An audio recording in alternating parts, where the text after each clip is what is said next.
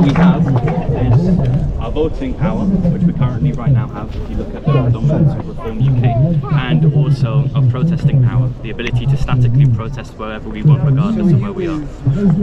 Not really. I mean, I believe in a broad church conservative movement. I do believe in unity as the most pragmatic solution. Now, under what platform is really the question. So right now, the reason why Reform UK is so popular is because of a two-party system that have disenfranchised voters. Now, the critique is, look, we have the Conservative Party under their tenure completely failed under their promises to have sensible migration and, of course, benefit the people who were paying into the system, right? They completely went on the reverse of that. Come David Cameron, we had increases in migration, and we also had an increase of the benefit bill. Cameron was very much a favorite European project. He didn't want to leave in the first place. Yes. He was just trying to de-escalate tensions. But I do want to get back to the comment. Yeah. Go on from there. The way I see reform, because I was quite hopeful originally, but the way I see them is just they're the new Conservatives. Yeah, that's what I was going to go to. They're composed. And I look back, I mean, I'm only in my early 20s, but even I look back to about 2015, and we saw some parties try to that were trying to deal with this migration problem. And the leaders got arrested, the people got debanked, and you never heard from them again. So my concern is, all we have, no matter who gets in, Labour, Reform, Lib Dem, no matter who, or a new party, it's going to be the same thing, because ultimately the instructions are coming from somewhere else. We're just voting for a representative for the same policy. You're just having a party which is composed of the defectors of the party that you don't like due to affiliation. So there's a few things. One, firstly, Reform UK and what they're doing. It's like kind of that skit from Mighty Python's The Life of Brian. You ever see that scene where it says, "You the people's front of Judea"? Yeah, it's that. So their understanding of the political parties is going to lead into an infinite regress of splitters and people who would differ somewhat. So there needs to be a broad church conservative movement pragmatically.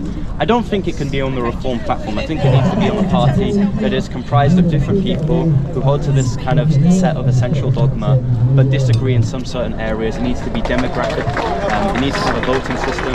It needs to have not be a cult of one person's personality or ego, and it needs to be a fresh new mind out of the political career game. That's what I'm hoping for. Yeah. The trouble is, in this current system, how would that even be possible? Because anytime someone tries to set something like that, it gets shut down immediately. Anytime it gets even enough momentum, it gets blocked through social media platforms. You can't get into Parliament. They make it as impossible as they can. And then I'd also like to touch on the dinghy issue with popping dinghies. If they're in France, ultimately, I feel this needs to be dealt with. Because if things aren't dealt with in one way or another, be it of that or something less extreme, people are going to get more and more frustrated because all they see is they get their hopes up, a party's listening to them, and then they backstab them, and we're just going to go in this cycle, and then you will have domestic terrorism. Because people are getting backed into a corner. And it's not going to be pretty. Yeah, it's not going to be pretty. And look, what needs to happen right now, and this is what kind of the organisers of this event kind of argued for, is unity, right? So right now we have Advance UK, UKIP, even on the extreme end like Homelander, I don't know. You have so many right-wing, I call them ideologically pure because they're more like the Corbynite right, they're like ideologically driven conservative parties. Like figureheads like Ruffalo, all of them need to kind of unite under one party. Unfortunately, the reason why they won't is because they all have their egos, and for someone like me, I've done this for a long time, and even on a smaller level, I've kind of seen that if you reach a certain level of popularity, you have this degree of doing something in a very particular way, and that's why a lot of people can't really work with one another. There needs to be, and I like to call them the Corbyn right, and it's not a bad thing, it's just to say that they are actually driven by principles on the conservative front. They all need to unite, because right now, like Advance UK has done pretty well as a small conservative party. So if all of them were to unite, right, they would have done very well in terms of voting power, because what you're seeing is now people are being disenfranchised by Reform. That's what needs to happen. It can happen. Realistically, there is a possibility. I don't think it's necessarily ego for all of them, and it does play a factor, but I think the trouble is, the right is so divided over opinion. It's like, well, some go, well, this is solution, some things solution, and the second they butt heads, they lose all interest. They go, well, no, you're this evil thing, you're this evil thing, you're actually left it's not ego. They're not willing to unite. It's when you're such an eye hopper, so you think so highly of yourself. It's not ego. It's just realistically who you are. You do things in very particular ways, and that's what I find. It's ideology. And there's no kind of leeway, and that's why I'm kind of gentlemanly when it comes to what I believe in, because I know that I'm a 17-year-old. Who am I? without the wisdom to say, well, what you're saying right now is wrong, I could come to the conclusion in a few more years how old you are to the same conclusion. So there's a degree of, well, you need to be pragmatic and give compromise. Right. My question would be to you, where would the compromises be from?